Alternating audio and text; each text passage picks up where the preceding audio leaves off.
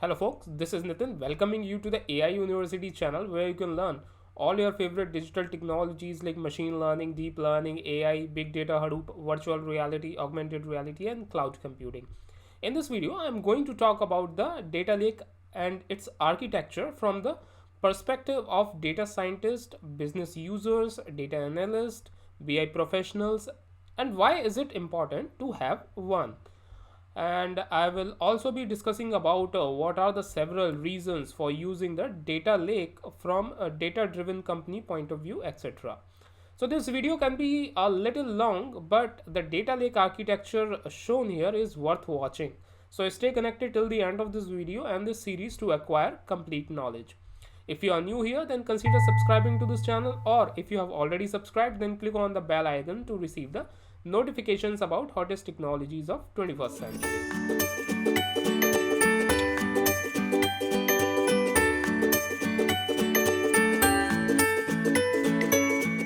So what is data lake?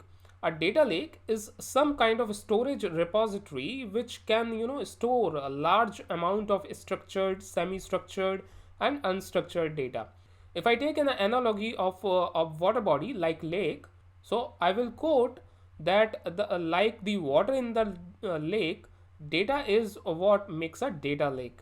So just like watery lake, it caters to the need of different people. There are people who wants to fish, there are few who wants to take a boat ride, then there are the ones who wants to get drinking water from it. In a similar fashion, a data lake architecture caters to multiple personas. It provides data scientists a place to explore data, establish hypotheses, build predictive models on top of it, etc. A business intelligence developer can create reports and present the insights to the business folks. It can also be very useful for business users who wants to explore data and get insights from it. Data analyst can analyze this data and find patterns from it. So it's very important to have the data lake which has quality data. There are various reasons for using the data lake. Some of them are: number one, organizations can build machine and deep learning models to make use of predictive modeling to make businesses more profitable. Number two, data lake can provide a 360-degree view of customers, thereby understanding the behavior of the customer to devise targeted marketing models, etc. So data in this way can be seen in more unified way. Number three, with the help of data lake, organizations can become more agile, thereby responding rapidly to changes in the internal and external environment. So let's quickly move on to the data lake architecture. So this is one high level conceptual data lake architecture. Now this architecture can have more or less components as per the organization needs, and this can be a little bit different from the one shown here, meaning the data lake architecture can vary from organization to organization, but more or less these components will remain the same. Okay, there can be additions or negations for certain components from this architecture. So on the far left side here, right, you can see that we have variety of data sources, like we have a data in structured form here, right, which is relational data and which can be ingested using Hadoop ecosystem technology called Apache Scoop. Then we have unstructured data in the form of audio, video and image files, which can be ingested to the data lake using file or secure file transfer protocol or via some Python or shell scripts. We can also have clickstream data, which is continuous feed of online web based events data, which can be ingested into data lake using another Hadoop ecosystem technology called Apache Kafka. We can also perform streaming analytics using Apache Kafka. Now we can also have data from third party sources in the form of CSV files, JavaScript object notation files, and we can make use of again file transfer protocol or secure file transfer protocol to ingest this data into data lake. So you can see that a data lake can house a variety of data from multiple data sources. Now we have different data layers in the middle to contain data in a specific form. Number one is raw data layer, which is something that contains raw, untransformed incoming data from several sources such as log dumps, transactional data, unstructured data, event stream from microservices, third party data. And as I told you earlier, this data here can be in various formats such as CSV file, flat file format, JavaScript object notation file format, etc. And this may not have defined schema. Okay, so this is one important thing to note. And this layer is also the one which guarantees no data loss. And if the data lineage is broken somewhere, then data can be replayed from this layer. In other words, if the downstream data pipelines changes or fails, this layer guarantees that all the original data remains intact and will be available for reprocessing. Next layer is staging layer here, which takes data from raw data layer to transform it into some structured form, thereby imposing some schemas. Companies these days use Parquet file format to enforce the schema in column oriented fashion. It is a widely used format mainly because it provides efficient data compression and encoding schemas, which provides enhanced performance to handle the complex data. Please note that we perform minimal transformations like null value handling, missing value imputation, data type correction, etc. at this layer. So raw data layer and staging layer together are called as lambda architecture. If we have batch processing and real-time processing engines present at the staging layer, so there is one batch processing engine and then there is one real-time processing engine. So a batch processing engine is the one that actually converts raw data into a more usable form which can be consumed easily by end users. A defined structure is given to the data using this engine so that reports can be built on top of it. So batch processing is typically divided into two general workflows. One is extract, transform and load or ETL, and extract, load, transform or ELT. So in an ETL pipeline, data is extracted from a source, transformed to the desired shape and then loaded into the target system. The advantage of ETL is that data enters your system in the shape you want it to be in, okay, and can easily be modeled for analytics. This works exceedingly well when the data is coming from consistent and trusted sources, but can it quickly become too brittle in case where there is a possibility of schema change or the data cannot be re-extracted.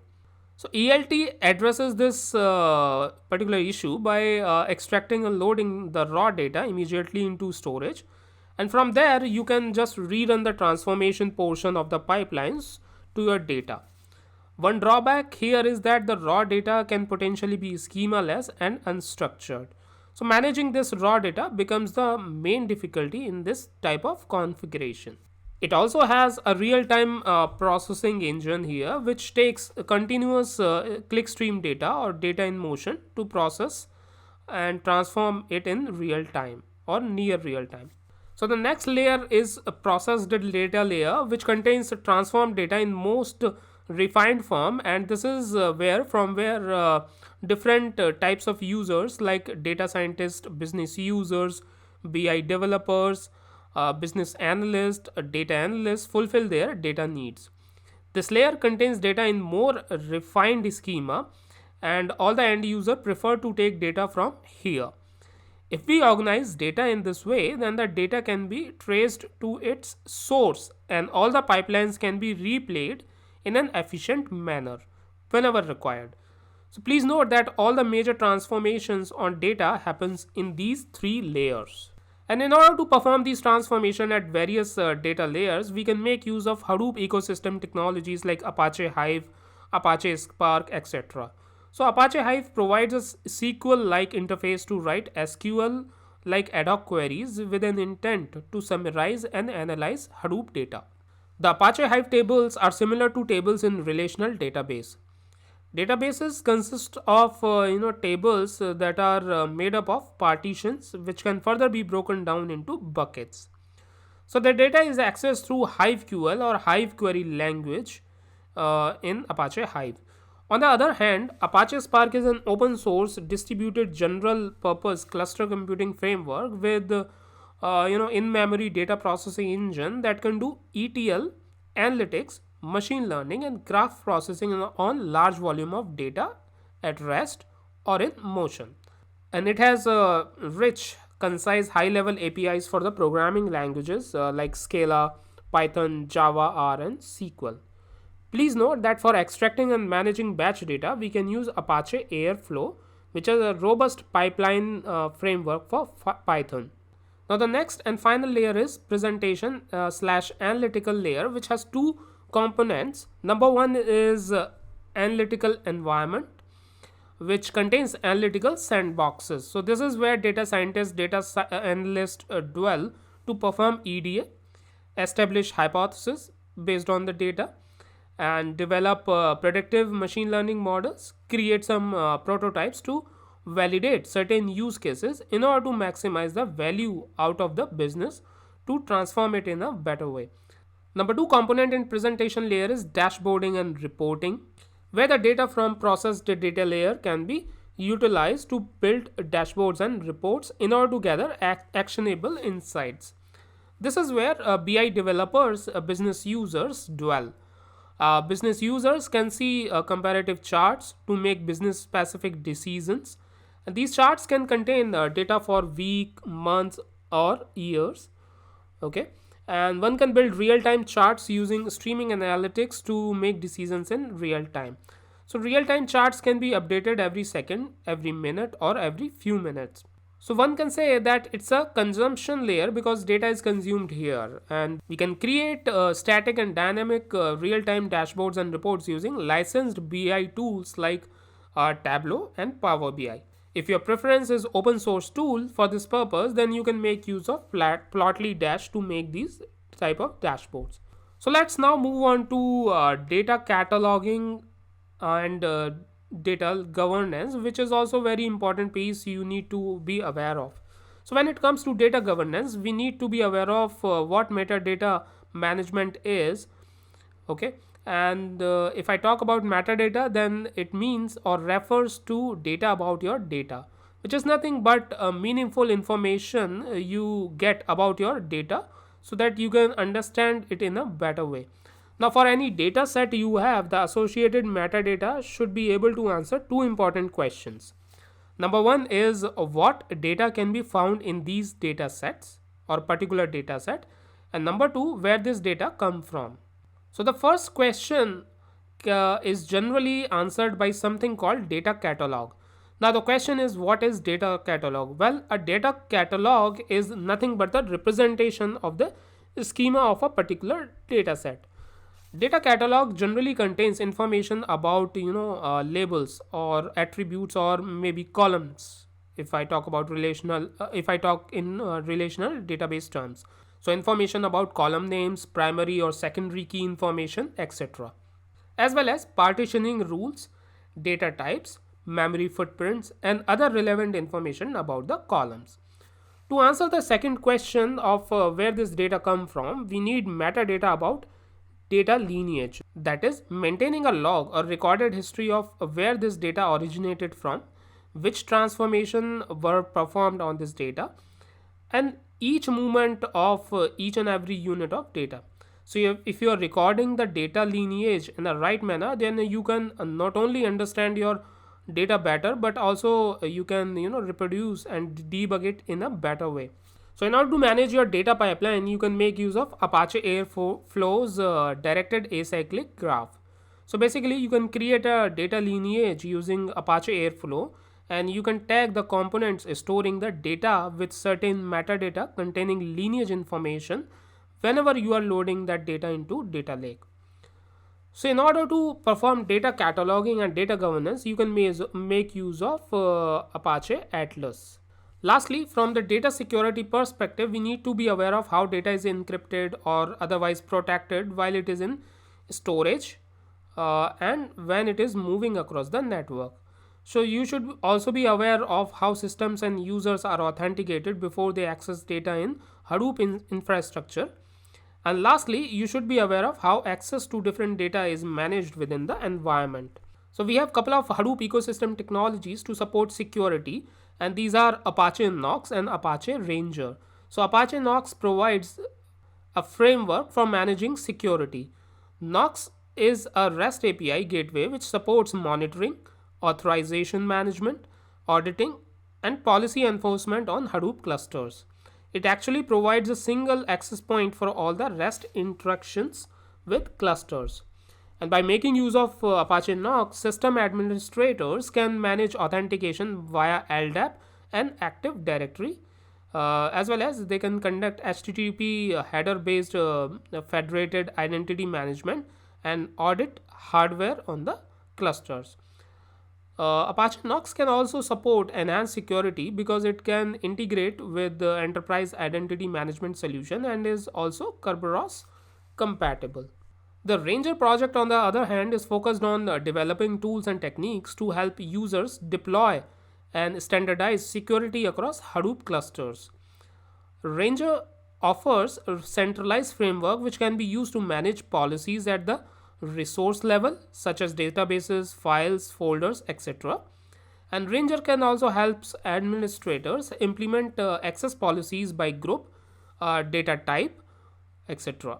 Ranger has different authorization functionality for different Hadoop components such as Yarn, HBase, Hive, etc. So folks, this is it for this video. To conclude, I explained the high level conceptual data lake architecture involving various Hadoop ecosystem technologies. So here is today's question. Which Hadoop ecosystem technology can be used for establishing data lineage? Please post your comments in the comment section given below so that I can get a chance to incorporate your feedback. You can also post your technical questions in the comment section and I will try to answer the same. If you are watching this video and you are not already a subscriber to our channel, consider clicking that little subscribe button. In case you have already subscribed, then click on the bell icon to receive the notifications whenever I will release a new video. So thanks for hanging out with me guys. I will be covering next topic in the upcoming video, so keep on watching. Thank you.